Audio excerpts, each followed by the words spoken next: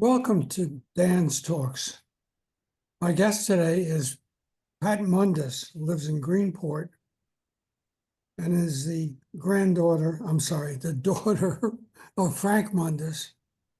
And I'm going to describe briefly why I'm talking to her today.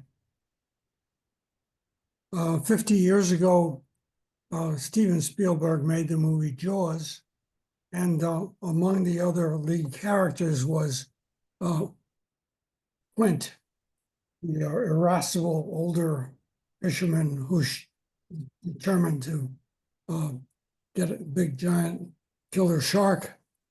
And that character was based on Frank Mundus of Montauk. Frank had been a shark fisherman in Montauk for many years. And the reason I wanted to talk to Pat was twofold. One is I wanted to share with her my memories of Frank, and I wanted to ask her to hear of hers. I'm going to go first. Mine are few and far between. Hers are in the millions, of course. So I'll just give mine first briefly. I met Frank in 1960 when I was starting Dan's Papers when I was 20 years old. I went to sell him an ad. He was down at the fishing fleet docks in Montauk, and he was one Wild West guy with his floppy hat and his rifle and a big sign that said something about monster fishing or giant sharks. And he didn't take an ad the first time. He did take an ad the second time. I asked him a week later. And then he was grumbling about it and turned me away time after that. But I did get to know him because I'd wrote about him, and he sometimes would call and tell me that something I wrote wasn't true or that they did get the record. Somebody that was catching 4,000-pound and 3,000-pound giant shark with sharp teeth and hauling them on the side of his boat into Montauk Harbor. The other fishermen thought this wasn't fishing, is what I was told. And but he did manage to catch one on rod and reel rather than shoot it, and actually holds the world record. I believe it's to this day, with a catch of almost 4,000 after. I think they rejected it at first, and rejected it because it was more than one fisherman had held the line for all those hours to get him in, because Frank took over at the end from this charter fisherman, but they reverted and gave him the record later. But what was he really like, Pat? Tell me. I've never met you. I know you were involved down at the docks, not a charter company down there. Tell me what it was like when you were growing up with him and some things thereafter. Well, there was never a dull moment, and as you can imagine, it was not exactly a nice, normal childhood. He used his family, particularly girls and women, to sort of promote charters.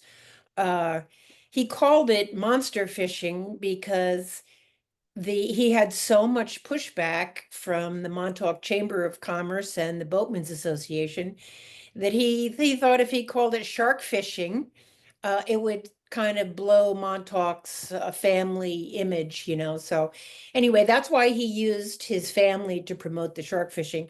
To tell you the truth, I don't remember ever not being involved in the pursuit, because my mother was a waitress at Gosman's, like every fisherman's wife back then in those days. And I'd have to go to work with her in the afternoon. And while she did set up filling ketchup containers and salt and pepper, or whatever waitresses do before they start their shift, I kind of played under the docks and jumped around out on the jetty, the old jetty that had caves underneath the rocks. And, it was like, it was great for kids. very little parental supervision. And then when the cricket came in the inlet, I would run all the way down the end of the jetty, past the restaurant, wave to my mother, and show up on the dock with all the other people that my father called idiots. And so I was there every single day when when the boat came back in. Um, the white sharks, the big ones you were talking about, the two harpoon fish were in 1964 was the one that's hanging in Salivars. That was 4,500 pounds. And the other one was 3,000 pounds in 1965.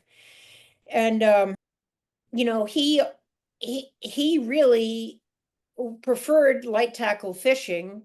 And that's where his bread and butter was. The charter customers he felt it was unfair that big game fishing was only for wealthy people catching marlins and swordfish and giant tuna, which he did also. But he learned that he could make quite a handsome living by taking people out and getting them world record light tackle fish, which of course did not involve using a gun or anything else, because there are very strict rules that you have to stick to in order to apply for a record. So by the time Jaws came out in 1964, 1974, he had his business was at least a decade well established. Uh, and he had 16 light tackle records under his belt before he even met Peter Benchley. And so I guess that's a long answer to your question. What are my memories? I mean, I'm 68 years old. I can't believe that we're still talking about sharks almost 2 decades after he's dead, but that's kind of the way it is. He's still very much alive in everybody's memory. But you were talking to me earlier about him being very kind of angry at watching the movie for the first time. He took you to it? Well, I kind of took him to it, frankly, because he said in his words that fiction is bullshit. So he didn't really understand it. He was in the beginning flattered that they used his fish, which was the same exact story, multiple harpoons, same fish, caught close to the beach. The boat broke down while they were tiring the fish out. You know, the whole program was exactly what happened. But I wouldn't use the word angry in the movie theater, because he projected this kind of rough and tough, angry guy, because that was the hyperbole that people expected from him. And he was branding and marketing himself nonstop, 24/7. So he stood up in the back of the movie theater laughing with that kind of weird, ridiculous, high-pitched laughter in his fake Brooklyn accent that he used on people, and said, "That's impossible, that would never happen. You can't tow a boat from a cleat with only two lag bolts in it," stuff like that. So he was amused, but he came off as being angry and gruff, because that was the image that he pushed. But really, it was just a shtick, to tell you the truth. Was he really like that at home when you were growing up? Was he a tough guy? Well, I wasn't exactly a compliant kid, so I got my share of the idiot treatment from my father. And he was not an educated guy, but he was very astute and very observant. And it was freaky to have a father who could see right through you. I could never tell a lie or get away with anything. You didn't grow up in Montauk. Where were you raised? Yeah, sure. I was born in Southampton Hospital in 1957. I grew up in Montauk, and I didn't leave there until I went sailing, and that was 1974. Of course, that was the same year that the book came out. So I kind of, once I got older and became a person instead of a sidekick, that's when I started having a little bit of a falling out with my father, because I definitely did not believe in sport fishing. And I wanted to go sailing for a living, and he couldn't believe that anybody would go offshore without either catching food or making money. So that's kind of where we went our separate ways. And I left the country. Well, I think what you had told me, or I read somewhere, was that he was, when you were a little kid, he was, this was kind of an act that he would do. Yeah, But then he wasn't really like that. that's very true. Like I said, it was a shtick. People paid him a lot of money to be outrageous. You know, one toenail painted red, the other green. You know, when he divorced, my mother and father were divorced also in 75. I was away from that drama also. But, you know, true to his act, he took his wedding band, my mother's wedding band, and fashioned it into an earring. And it was really kind of, he was giving the middle finger to pretty much everybody who understood what was going on. But that, you know, you just got used to it. I think everybody in Montauk got used to it. One story I could tell you that kind of makes sense, but when he got older and he was still fishing, they passed a law that said that he and others who were older would have to reapply for their fishing licenses, and that there was a test that he would have to take, which would require answering a lot of questions and writing everything down. And the rumor, which is when let me finish with this story because of the end of this. The rumor was he was illiterate and he couldn't read and write. He was too embarrassed to have to take a test again. And I thought, well, I guess, I mean, he's so crazy, maybe that's true, but who knows? Anyway, after he retired, he came back to Montauk on several occasions, and he had written a big book on his life. When I met him, I asked him about it, and I was going to write a story about it. So he gave me a copy of the book.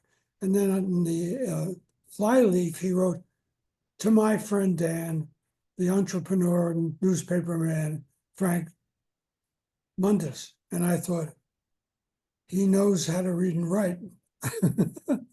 Because Again, it was an act. Yeah. The truth of the matter, of course, every act has origins. No ideas come out of a void. Um, he he was born in New Jersey, but his parents moved quickly to Brooklyn. And when he was a little kid, he was jumping from one building to another from the roof, and he didn't make it. He fell 3 stories down onto the concrete and he broke his arm. And then when he broke his arm, he contracted osteomyelitis, which I'm pretty sure is an infection of the bone marrow. So he nearly died. And he spent his entire childhood years either at home, in bed, or in the hospital, and had a rough go of it. And his doctors told his parents, if you don't get this kid out into the country where he can run around and get some kind of stimulus that's going to make him want to come back, he's not going to make it. So they moved to the coast of New Jersey, and that's where he got hooked on fishing. But he never went to high school. He graduated 8th grade at 17. And trust me, he could read or write because I have a whole giant box of letters, and he was more articulate than a lot of people today are, frankly. Yeah. So it was just, again, it was just his act. As far as the license goes, he was already by that time starting to embrace conservation. He felt like he was responsible for kind of a populist everyman slaughter of blue sharks. And they also outlawed, the Mammal Protection Act. I think that was in 1972. I'm not positive, but once they outlawed taking whales, that was his secret sauce. Whale meat is what white sharks love. And he kind of saw the handwriting on the wall that his whole career of rod and reel, light tackle, record seeking, and the glamour of turning sharks into game fish, that was all over once he couldn't use whale meat anymore. So that's when he decided he was going to sell the boat and retire. And the deal with the boat fell through. Meantime, he let his Coast Guard license lapse. That's what it was. It wasn't a fishing license, it was a US Coast Guard license. And it was just too much of an effort for him. And the easier answer for him, of course, he's the guy who probably answered questions about 200 times a day. And he just got tired of saying, no, I was too much trouble to have to sit down and study for a Coast Guard test. So he just said, nah, I can't read anyway. It was easier for him. It was just, again, it was part of his shtick. Well, he remarried and moved to Hawaii. I actually spoke to him there a couple of times. And they were raising some kind of large animal on their It was a pig called Arnold who weighed 700 pounds. And whenever there was a photo shoot or somebody like you came to visit, he would put one of his monster fishing t-shirts from his boat on the pig, dress him up. And again, people would say, what are you doing this for? And he would say things like, to make idiots like you ask questions. Again, he just couldn't let go of that constant temptation to mock everybody and everything around him. And yeah, when he sold the business, he used to come back to Montauk and he did a guest captain thing because he had some major health issues, and his doctors were all telling him, you cannot lean over and land a gaff in the side of a 300-pound mako, you will die if you keep doing that kind of stuff. So that's why he moved to Hawaii with his wife, who was 40, 4 decades younger than him, and did what you should do in retirement. He wanted to grow stuff and be left alone and be the king of the hill with his young wife, and that's what he did. He grew pineapples and guavas and star fruit and macadamia nuts. Yeah. to go into business. Tell me about your career. Well, I left Montauk. I could not wait to leave because, as you can imagine, growing up in Montauk, being the daughter of Frank Mundus, you can imagine that put a crimp on my development, and I could see right away what was going on. And Montauk was like the Wild West, full of drugs and alcohol, and no parental supervision, no accountability. Everything was a giant free-for-all. And I met somebody and got hooked on sailing. I mean, sailing as in burn no fuel, sailing. And my father just could not understand what was going on in my head. So I graduated high school in 3 years and got the heck out of Dodge and went to the Caribbean and started working on charter boats to sort of learn everything that I could not learn in Montauk. I mean, in those days, there was not a single sailboat in Montauk. I mean, people had, I don't know, couple of sunfish on the beach and whatnot, but nobody, there weren't any big boats for me to learn on. And I did that and then kept coming back and forth to Montauk, working at Gosman's and doing other things, teaching sailing, to make enough money to go traveling and to apprentice again the following year, because you didn't make any money being a maid on a sailboat. And that involved sailing offshore back and forth between the Caribbean and the East Coast. And I met somebody waiting on a weather window in Bermuda, and he said, what are you doing here? And I said, oh, I'm here. See that boat, that sailboat over there? I said, we're waiting on the weather so we can get to Cape Cod. And he said, oh, really? How do you like that? And I said, and by then I had kind of been a girl crew member for 3 years already. And it was perfectly obvious to me. I didn't know it at the time that I was complaining about feminist issues, but they cared more about what I looked like in my bikini than how well I could splice or navigate, So that's pretty much what I told this guy sitting at the bar, having a beer in the afternoon. And you talk about kismet, he was a captain for Mobil Oil. And he said to me, it's 1976. There are women now, they're letting women into all male maritime academies where you can get a big license and work on ships. He said, if you do that, no one will question what you look like in a bikini. And I thought, wow, I've done and gone to heaven, you know. Nothing against bikinis or the lack thereof in the Caribbean, but I took his advice, got home, and started doing some research. And then I tried to get into Fort Schuyler in 1976. That was the year that I met that fellow, but I couldn't get in that year. They they only accepted, I think, 4 women that year. And so I started in 77. And so I was at the Maritime, New York Maritime at Fort Schuyler from 1977 to 1981. And then I got a job right straight away, graduated with a third mate's license and a Bachelor of Science in Marine Transportation, and started working as a ship's officer. And I did that for 17 years because it suited my nature. I'm sort of an all or nothing at all person, raised with no rules and no guardrails either.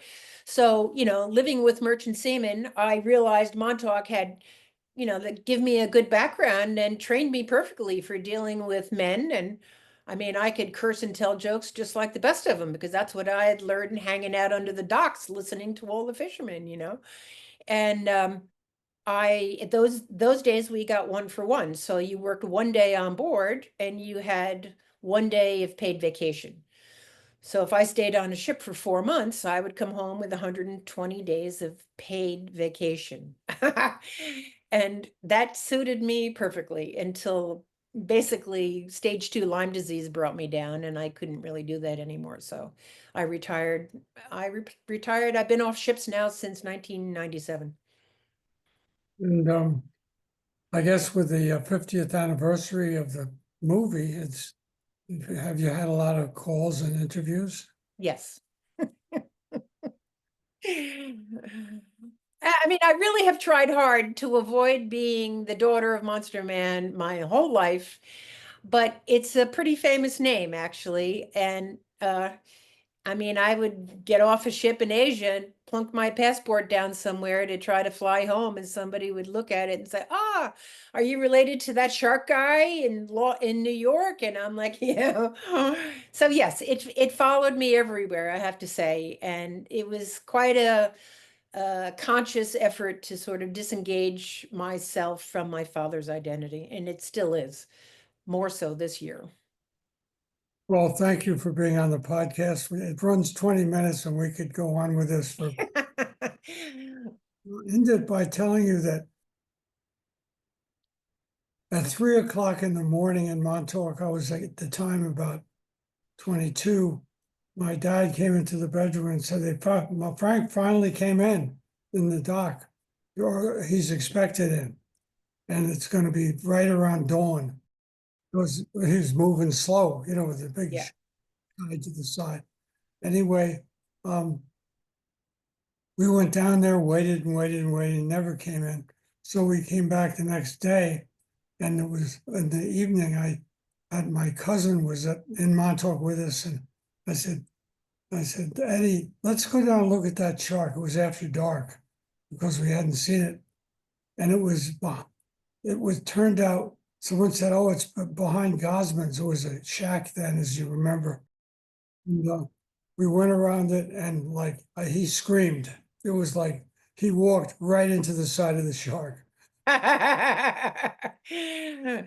Volkswagen bus, you know, in the dark. Yeah, well, that fish had a had a 17-foot waistline, that 4,500-pound fish.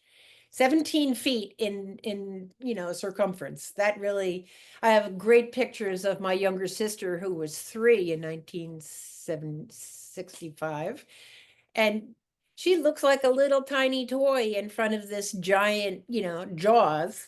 And it was pretty spectacular. I mean, even to people who were accustomed to seeing those fish every day. But that the one that you spoke of, his world record, it was that's the fish that he caught with Donnie Braddock. It was 3,427 pounds caught on 150-pound test.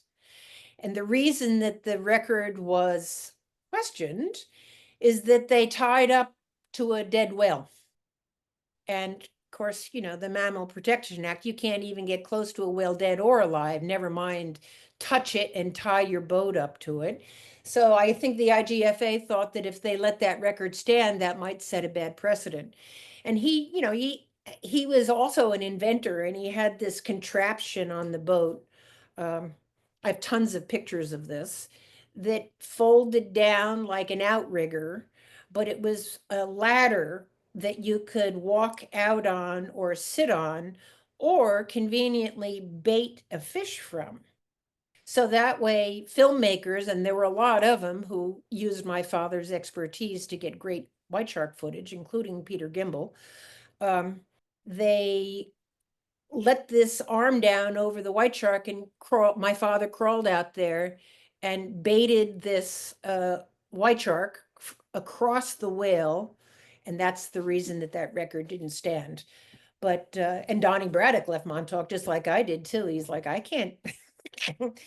The circus act around my father was really unrelenting and difficult for other people besides my father. But of course, he didn't care about anybody else. He cared about himself and his, promoting his business.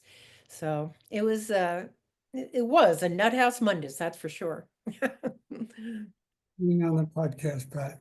And we'll see each other soon, I hope. Well, thank you very much. I thank you for inviting me, and it's great to see you. Bye-bye. Bye.